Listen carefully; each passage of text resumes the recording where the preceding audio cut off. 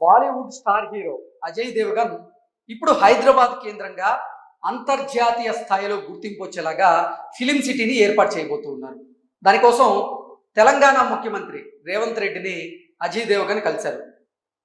ఈ నెల తెలంగాణలో జరగబోతున్నటువంటి గ్లోబల్ సమ్మిట్లో భాగంగా అజయ్ దేవగన్ తెలంగాణ ప్రభుత్వంతో ఈ ఫిలిం సిటీ ఏర్పాటుకి సంబంధించినటువంటి ఎంఓయూని కూడా కుదుర్చుకునేందుకు ప్లాన్ చేశారు. నిన్న రేవంత్ రెడ్డిని అజయ్ దేవగన్ కలిసినటువంటి నేపథ్యంలో ఏ అంశాల మీద చర్చ జరిగింది, అసలు ఈ గ్లోబల్ సమ్మిట్లో ఎవరెవరు ఇప్పటివరకు అంటే పెట్టుబడులు పెట్టేందుకు ముందుకు వచ్చారు అనేది మనం పూర్తి స్థాయిలో విశ్లేషణ చేసుకునేటువంటి ప్రయత్నం చేద్దాం. ఫ్యూచర్ సిటీలో మరో ఫిలిం సిటీ బాలీవుడ్ నటుడు అజయ్ దేవగన్ హైదరాబాద్లో ప్రపంచ స్థాయి ఫిలిం సిటీని ఏర్పాటు చేయబోతూ ఉన్నారు. భారత్ ఫ్యూచర్ సిటీలోనే దీన్ని ఏర్పాటు చేయబోతున్నారు. అందులో భాగంగానే అజయ్ దేవగన్ తెలంగాణ ముఖ్యమంత్రి వర్యులైనటువంటి రేవంత్ రెడ్డి గారిని ఆయన కలవడం జరిగింది. ఇప్పటికే సల్మాన్ ఖాన్కు అవకాశం ఇచ్చిన ప్రభుత్వం వంతారా అభయారణ్యం ఏర్పాటు కూడా ఇప్పుడు రిలయన్స్ సంస్థ సిద్ధమైంది. 3,000 కోట్లతో 3 స్టార్ హోటల్ను నిర్మించబోతున్నటువంటి ఫుడ్ లింక్, ఎఫ్ఎండిబి హోల్డింగ్స్, అలాగే తెలంగాణ రైజింగ్ సమ్మిట్లో కుదరనున్నటువంటి ఒప్పందాలు. బాలీవుడ్ నటుడు అజయ్ దేవగన్ హైదరాబాద్లో ప్రపంచ స్థాయి ఫిలిం సిటీని ఏర్పాటు చేయబోతూ ఉన్నారు. భారత్ ఫ్యూచర్ సిటీలోనే దీన్ని ఏర్పాటు చేస్తారు. ఈ నెల 8, 9 తేదీల్లో జరిగేటువంటి తెలంగాణ రైజింగ్ గ్లోబల్ సమ్మిట్ సందర్భంగా ఫిలిం సిటీకి సంబంధించినటువంటి దాన్ని తెలంగాణ రాష్ట్ర ప్రభుత్వంతో అవగాహన ఒప్పందం అంటే ఎంఓయూ కుదుర్చుకోబోతూ ఉన్నారు.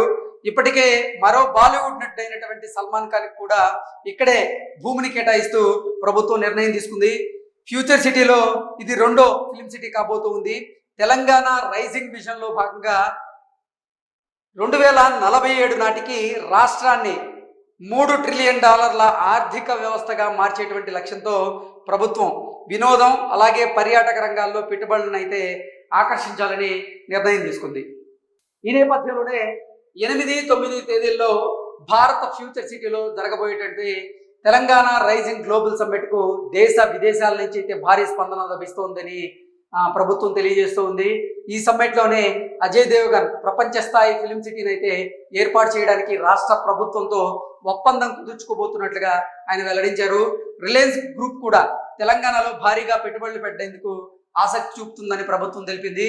రిలయన్స్కు చెందినటువంటి Vantara animal rescue and rehabilitation centre, అలాగే వైల్డ్ లైఫ్ కన్జర్వేటరీ, అలాగే నైట్ సఫారీని ఏర్పాటు చేయడానికి ముందుకు వచ్చినట్లుగా వివరించింది. ఈ ప్రాజెక్టుతో రాష్ట్ర పర్యాటక రంగం రూపురేఖలు అయితే మారబోతున్నట్లుగా వార్త సారాంశంగా మనం విశ్లేషణ చేసుకోవచ్చు.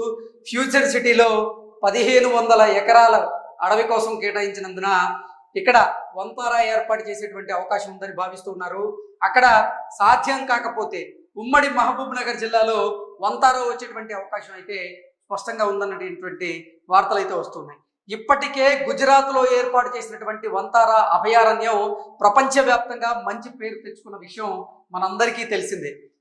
ఇవి కాక దేశవ్యాప్తంగా విలాసవంతమైనటువంటి క్యాటరింగ్ సర్వీస్ అందించేటువంటి ఫుడ్ లింక్, ఎఫ్ఎండ్బి హోల్డింగ్స్ అనేటువంటి కంపెనీ 3,000 కోట్ల రూపాయల పెట్టుబడితో ఫ్యూచర్ సిటీలో 3 స్టార్ హోటళ్లను నిర్మించేందుకు ఒప్పందం చేసుకోబోతున్నట్లుగా ప్రభుత్వం అయితే తెలియజేసింది. ఈ ఒప్పందాలపై గ్లోబల్ సదస్సులోనే సంతకాలు అయితే జరిగేటువంటి అవకాశం అయితే స్పష్టంగా కనిపిస్తోంది. సో ఈ నెల 8, 9 తేదీల్లో గ్లోబల్ సిటీలో జరగబోయేటువంటి ఈ గ్లోబల్ సమ్మిట్ ఏదైతే ఉందో ఆ గ్లోబల్ సమ్మిట్లో ఎన్నో కంపెనీలు ఇప్పుడు తెలంగాణలో పెట్టుబడులు పెట్టేందుకు సిద్ధమవుతున్నట్లుగా, అందులో భాగంగానే రిలయన్స్ గ్రూప్, అలాగే ఫుడ్ లింక్స్, ఎఫ్ఎండ్బి హోల్డింగ్స్ అనేటువంటి కంపెనీ, దాంతోపాటుగా ఇటు అజయ్ దేవగన్ కూడా ఫ్యూచర్ సిటీలో ఇప్పుడు ఫిలిం సిటీని నిర్మించేందుకు అది కూడా అంతర్జాతీయ స్థాయిలో గుర్తింపు వచ్చేటువంటి ఫిలిం సిటీని ఆయన నిర్మించేందుకు ఇప్పుడు తెలంగాణ ప్రభుత్వంతో అయితే ఎంఓయూలు కుదుర్చుకునేందుకు సిద్ధమయ్యారు.